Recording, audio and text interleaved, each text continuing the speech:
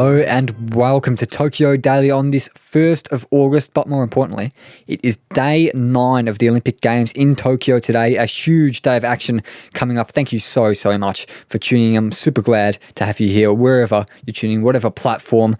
What I'm going to do today, I'm going to give you guys a little preview of what is to come, let you in on a bit of expert analysis from our football correspondent, because there has been some huge news in the football for Australia and the overall tournaments alike. But all that not before wrapping up another big day of action yesterday, and that's what I'll kick us off with, I reckon.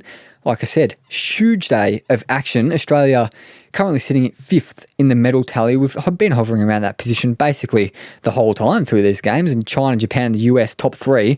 It's been like that basically through all 9 days as well. The ROC is just 1 gold ahead of us. So if we see a good day in terms of gold medals, who knows, we could jump into 4th position. But the first little headline that I'm going to talk about, not a little headline, a huge headline that I'm going to talk about, doesn't actually involve medals, at least not for now, because there's a 100-metre sprinter from Sydney called Rowan Browning. I'm sure you would have heard about him on the news last night. If you haven't, I will tell you all about him. He has done mullet donners across the country, across the globe even. Proud, this guy, Rowan Browning. He was in the 100-metre sprint, drew lane 1, which is notoriously tricky, up against the 2-time Jamaican gold medalist Johan Blake, 2 Olympic gold medals, which is obviously pretty, not a bad runner, old Johan Blake. And it was just a tough draw overall for a heat for Rowan Browning. You know what he did? He basically led from the start, and he won that bloody heat. In the 100-metre sprint, an Aussie man, an Aussie person, winning a 100-metre sprint in the Olympics with a PB of 10.01 seconds, close to getting that sub 10 seconds as well, which would have just been even more phenomenal. Would have been the icing on top of the cherry on top of the cake, really. And if he gets through the semi-final later on today, he will be the first Aussie since Heck Hogan in Melbourne 1956, first Aussie man to make the men's 100-metre final. Heck Hogan won bronze, and if Rowan can come anywhere close to that, if he makes the final, Australia will just be absolutely going off their nut, I reckon.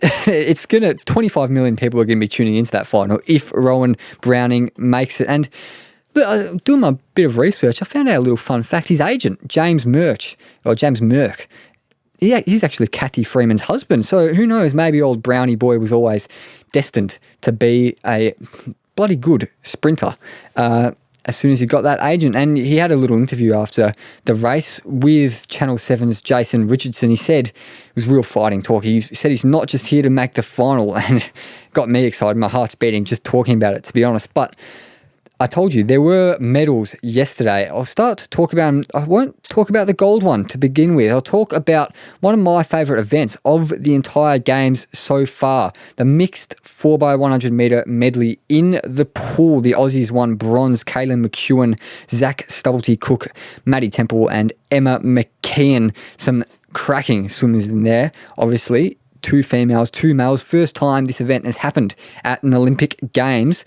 Winning bronze behind Team GB, who won the whole thing, and China, who got silver. Emma McKeon with a pretty awesome final leg in the freestyle. Her leg was about 4 seconds slower than Caleb Dressel's. People thought Caleb Dressel was going to storm home against those 7 women in the last leg, but he didn't. US came 5th, and he might be a bit disappointed with that, but the Aussies are going to be absolutely stoked. I'm absolutely stoked about that myself. It was an awesome race to watch. Great fun. Really, obviously, completely different style of race to what we've seen before, and it was very, very entertaining to watch. But I did tell you there were some big golden results for the Aussies yesterday. Kaylin McEwen, in the 200-metre backstroke, she won gold. Emily Seebohm won bronze in that one in her 4th Olympics, probably her final Olympics, which was awesome to see. But Kaylin McEwen, 100-metre and 200-metre gold double, she's done it only the 7th person in Olympic history to do that. Awesome result for her. And she invited Emily Seebohm up onto the gold medal part of the podium to sing the national anthem with her and present Kaylee herself with her medal, which was, lovely to see. Very sweet thing, very wholesome, if I do say so myself. And some more medal action. Ariarne Titmus versus Katie Ledecky 3.0 yesterday in the 800-metre freestyle. It's Katie Ledecky's specialty, really. Ariarne Titmus, she's always said it was just a bit of a bonus if she won that. She got silver, 1.26 seconds behind old Ledecky.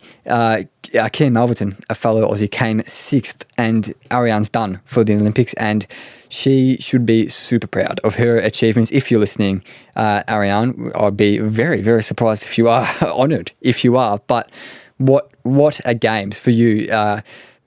You're never going to have to buy yourself another beer, another anything, really. Everything's on the massive fans of you who are the 25 million Australians in this country. And one last bit of interesting medal news. Ash Barty and John Peers, they were due to play a bronze medal match against the Serbs in the mixed doubles, Novak Djokovic and Nina Stojanovic, which would have been an excellent, enthralling match to watch, Djokovic against Barty. But Djokovic, just before, he had another bronze medal match in the men's singles against Pablo Carreño Busta, the Spaniard and number 6 seed, I think. That went to 3 sets. Djokovic lost. He didn't really look injured or anything during the game, not visibly, not clearly at least, but minutes after, Djokovic let the organisers know, let whoever know, that he was going to forfeit because he had a bit of an injured shoulder. But that was just, and when Ash Barty and John Peers found out, that they thought they were joking. They were just in absolute disbelief. They said so because of that forfeit, controversial move by Djokovic to forfeit that. Nina Stojanovic, people are saying she might not be too happy with him. But because of that walkover, they call it, Ash Barty and John Peers have taken home a bronze medal from the Olympics. The second and third medalists, whatever you want to say, for Australia in the tennis in the Olympics, which is very, very good to see, if not in a very strange fashion, to earn a medal. One last thing. I know heaps happened yesterday, but one more thing I'm going to talk about just quickly. Hockey Roos, they have gone 5-0 in the group stage, and they're into a quarterfinal on Monday. They beat Argentina 2-0. They really ground out that result. It was Argentina, no easy beats. They had to really, really work hard for that one, but they got up 2-0 thanks to a pretty gritty performance. And like I said, unbeaten, heading into a quarterfinal on Monday. Very, very excited to see friend of the show as well, Rachel Lynch, the keeper in that one. That will be very, very exciting to watch. But I promised you we'd get a football correspondent, a bit of an expert on the show. We've had him on before as our football correspondent, Daniel Garb from ABC Sport. Some amazing action in terms of the Matildas and the Olyroos. Of course, they've been knocked out since we last spoke, so I'll hand it over to Garby and I to talk a bit of football. Now, there have been some amazing results coming out of the football in the past few days, and I'm joined by our expert correspondent to talk all about them. Hopefully, the tech gods don't snatch this interview away from us like they did yesterday. But anyway, thanks very much for joining us today. Garby, how are you? Yeah, going well, Harper. How are you? Going quite well. How are you feeling about that amazing result for the Matildas last night? What a game that was. Remarkable game of football. Just incredible the way in which the Matildas were able to equalise late and then win it in extra time. It had absolutely everything. And the Matildas, underdogs, were able to triumph in a game that they'll treasure forever. We're through to the semi-finals for the very first time. So an amazing moment for the team, and hopefully that momentum can carry them through to at least a medal now and hopefully a gold medal game. Yeah, and it was pretty 2-1 down in the 89th minute. Not looking very good, but do you reckon the performance deserved to go through to the semi-finals? Or it was pretty gritty, but do you reckon Australia had the better of the game? Yeah, well, we had the killer edge when it mattered. I mean, Sam Kerr's strike was unbelievable, and that's what the best players in the world do. Great Britain have some of the best as well, but our players stood up like she has done so many times before in extra time with that composure, or just before extra time with that composure to just wait a moment before shooting. and setting herself, which there aren't many players in the world who would have the ability to do that. And the way in which she finished was superb. And then we took our chances in extra time. A little bit fortunate through Mary Fowler, the first goal, but Sammy Kerr's header superb for our fourth and our second in extra time. And Tegan Micah in goal was unbelievable. I mean, I think she was the difference in the end. She pulled off some stunning saves. And that's been a bold call by Tony Gustafsson to leave Lydia Williams, the long-term Matildas number one, on the bench and go with Tegan Micah. It's a move that's paid off. So, I think we just had a bit of extra quality in attack and were able to ride our luck a bit more in defence and got the win. It was awesome. Yeah, Tegan Micah's penalty save was just astonishing, but I don't reckon it was a penalty at all, do you? No, that was a joke. Where that decision came from, I don't know how VAR didn't overrule it. Thankfully, it didn't matter in the end.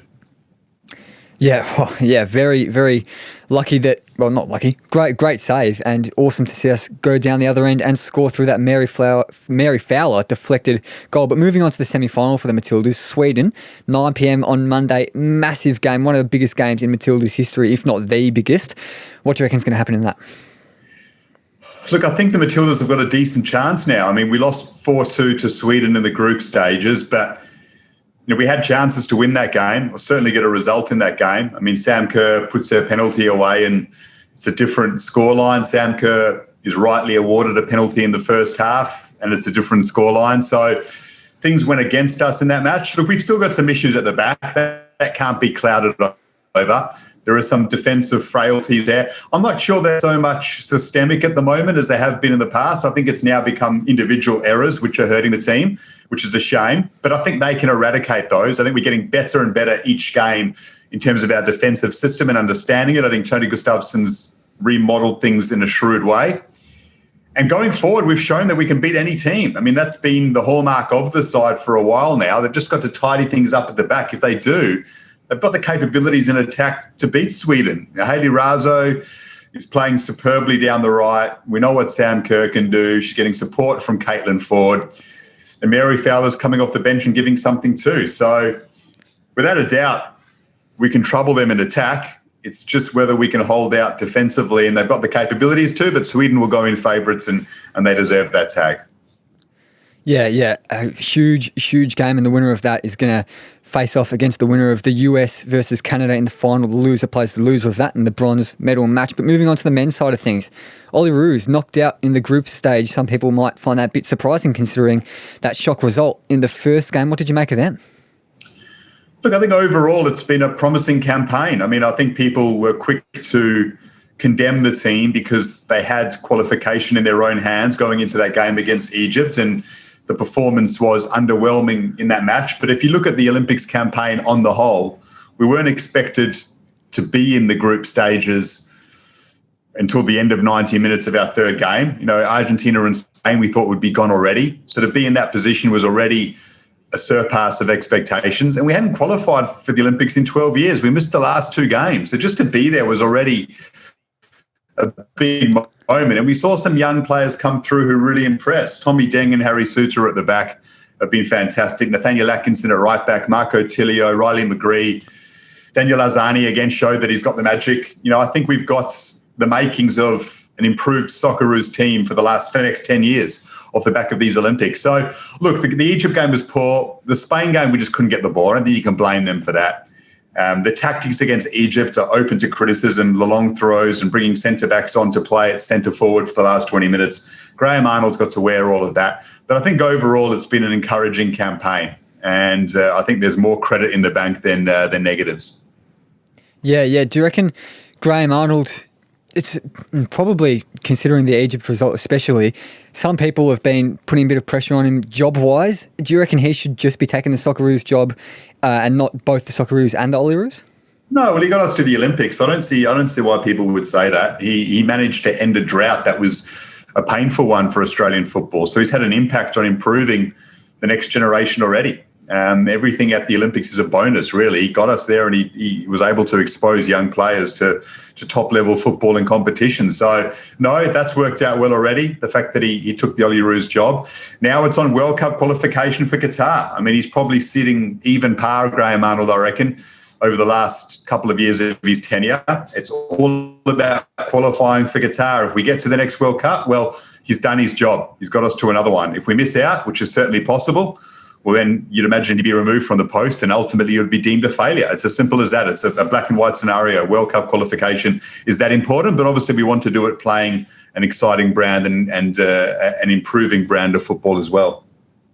And one more thing on the men's side of things. So obviously the Olyroos have been knocked out, but we've still got 8 teams left in the quarterfinals. We've got Spain against the Ivory Coast, got Japan against New Zealand, Brazil, Egypt, South Korea, Mexico. All those results happening later today, so people are going to know the outcome.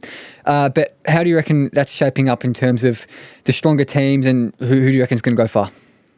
Yeah, Spain are working their way into the competition nicely, as we thought they would do. They were probably a bit scratchy early on because they were coming off the Euros, so many of their players. But now, so Japan are a very good team, and at home as well. They've always had good underage talent, and in their own backyard, they're going to be very difficult to deal with. So Brazil and Spain are still the 2 best teams for me. Yep, okay, that's fair enough. And just before I let you go, Matt, can I get a prediction for how far the Matildas are going to go and who's going to win the gold medal in the women's? I'll say the Matildas will beat Sweden and will win a silver medal. Ooh, okay, losing to the US? I don't know who will play, but that would be a big achievement in itself. We've never won a medal before. We've never made the top 3 of a World Cup. So let's just hope we can get through that next game, and that would be an amazing moment. Obviously, I'd back us to win gold, but I'd say a silver medal to keep things as even-keeled as possible. But even if we lose the semi-final, let's hope we win the 3rd, 4th playoff and we can break that medal drought. That'd be great for the girls as well, to have some silverware to show for how brilliant they've been over the last few years. Yeah, that would be so exciting to see everything that's going to unfold in terms of the women's side of things and the men's side of things without Australia, of course. But that's about it from me. Thanks very much for coming on. Thanks very much again for coming on, Garby. No worries, Harper. All the best, mate. Good work. Keep going well. Daniel Garb, what a legend he is. Thanks very much, Garby, if you're listening, for coming on the show again. Pleasure having you. Pleasure kind of picking your brain about all things football in the Olympics. Now, for a bit of a preview of what's happening today, from where do we begin side of things, a couple of friends of the show, a couple of former guests in action for the first time today. We do have their goals for the games, little excerpts from their episodes. We've got them published. If you want to check them out, whatever platform you're on now, they'll be on that very same platform. So the first one of those 2 people, Brooke Stratton, the long jumper, Australian women's record holder, mind you, at that. So she's in her qualification stage from 10:50 a.m. Australian Eastern Standard Time, as all these times I'm about to reel off will be as well. And of course, we've got the great man, Sergei Evglevsky, in the 25-metre rapid-fire pistol shooting, stage 1 of that, from 9:30 a.m. Keen to get up for that one. Watch that from my couch. That will be great to see Sergei. Hopefully he does well. Silver in the Commonwealth Games just a few years ago. Who knows?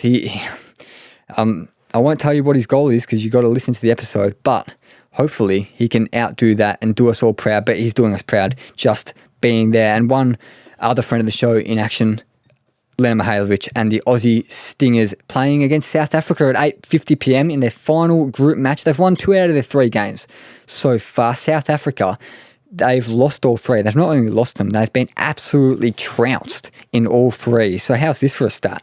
3 games. South Africa have scored 6 goals. How many do you reckon they've conceded? Give you 3 seconds to guess. 3, 2, 1. There's your guess. South Africa have conceded 83 goals in 3 games in the water polo. They're not the strongest of opposition. So if the Aussies get past them, which fingers crossed they will, be a bit of a minor miracle if South Africa win that one. Hopefully not putting the Moz on that. But the Aussies are probably going to finish in second and play ROC or China in the quarterfinals, and South Africa due to be knocked out as the 5th place team in that group. But in terms of more broader interests for today's action, we've got the swimming. The last day of the swimming in the pool. We've got a bit of longer form swimming coming on coming up later on. But in the pool, we've won 18 medals already, and we've got 3 more chances to add to that today. 3 finals Aussies are competing in today. The 50-metre freestyle, we've got Kate Campbell in that at 11:37am, but also Emma McKean in that. She's got a chance to make history. So Emma broke the Olympic record twice on her way to the final, broke the record once and then broke her own record from just before, again in the semi-final. Emma's already won 2 golds this game, 5 medals total. And if she medals in this 50-metre freestyle, which she is a big favourite to do, she'll become the Australian with the most ever Olympic medals with 10, because Ian Thorpe and Liesl Jones, the 2 commentators actually, they have 9 at the moment. Emma's equal with them. If she medals, go up to 10, which will be an astonishing achievement. And in terms of more final action for the Aussies, we've got the women's 4x100 metre medley. Emily Seaborn, Chelsea Hodges, Brianna Throssell and Molly O'Callaghan at 12:15pm.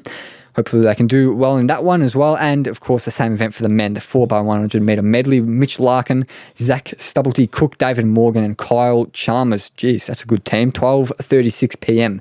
That one is on at. And that's about it for the swimming. But, of course, the athletics started a couple of days ago and they're continuing all the way through to the end of the games. And today, the 100 metres, so, of course, we've got Brooke Stratton, like I mentioned before, but the 100 metres, this is going to be piquing the interest of about 25 million people in this country of ours today, I reckon. Men's 100 metre semi-final from 8:15pm. Rowan Browning, his semi-final is at 8:23pm. If he gets through that semi-final, don't want to jinx it, the final is at 10:50pm. Australian Eastern Standard Time. Oh, I'm so nervous just thinking about that. Imagine an Australian being in the final of the 100-metre sprint. Whew. Gives me the shivers, give me goosebumps, and it hasn't even happened yet. And also in terms of athletics, we've got Brandon Stark on at 8:10pm in the high jump. In the high jump final, of course, he has done well to get there, and hopefully he can do as well as he can and do us all proud here in Australia. We've got Alex Beck as well in the 400 metre running heats at 11:45am. Hockey, the women have completed their group stage, but the Kookaburras, they have also completed their group stage. Their quarterfinals today against the Netherlands at 1pm. The Aussies are unbeaten so far. Dutch, they went 2 wins from 5, so Aussies favourites coming into it. They are on coming off the back of very good group stage form. Hopefully they can continue that and win that one. That's at 1pm, as I said. In the golf, haven't mentioned the golf too much in the last few days, but Cameron Smith, Mark Leishman's in it as well, but Cameron Smith, he's teeing off at 8:30am in the final round of the men's individual stroke play. So Smith is equal 11th at the moment. You might not think that he's in medal contention, but he's just 5 strokes under the leader, Xander Schauffele, and hopefully, maybe, it's probably unlikely, but he is within reach of a medal position if he can have a great performance later today. In the sailing, Matt Wern, he's basically almost got the gold. He's got one hand on the gold medal, half his neck has a gold medal on it. He's got a laser race at the medal race at 3:33pm. All he needs to do, I believe, is finish that race, and he's got that gold medal in the individual laser event of the sailing. So that's hopefully, as long as he finishes, adding another gold medal to tally. In the diving, Esther Chin, the Aussie, is in the women's 3-metre springboard final at 4pm. I love a bit of diving. It's very graceful, isn't it? It sounds obvious, but it's just the way they little kind of plop into the pool. It's very nice. Something that I would definitely not be good at, and something else that I definitely would not be good at is the BMX. The Aussies. There's an Aussie in the women's final at 11:10am, and another one in the men's final at 12:20pm. And if you want a bit of late night viewing, there's a round of 16 game in the beach volleyball.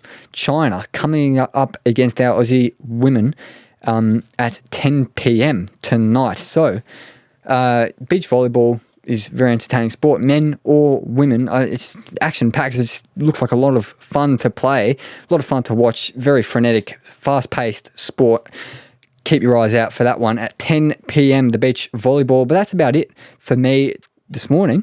Thanks very much for tuning in, guys. Make sure you do what you can to support the show, whether it's subscribing, following, listening to more shows, liking, recommending us to your mates, and the big one, a review on iTunes. If you think we're absolutely terrible, give us 1 star. Hopefully we're not. Give us some feedback if we are. Let us know what we can improve, and we'll gladly do it. We love a bit of feedback. 5 stars would be great if we deserve it, which I'm not. It's up to you to judge that, really. But anyway, that's me for today. My name's Harper. You've been listening to Tokyo Daily on day 9 of the games. I'll see you all tomorrow. Lockie's on tomorrow, actually, but I got an interview that you'll see me in. So tune in tomorrow for another episode of Tokyo Daily by Where Do We Begin. Thanks, guys.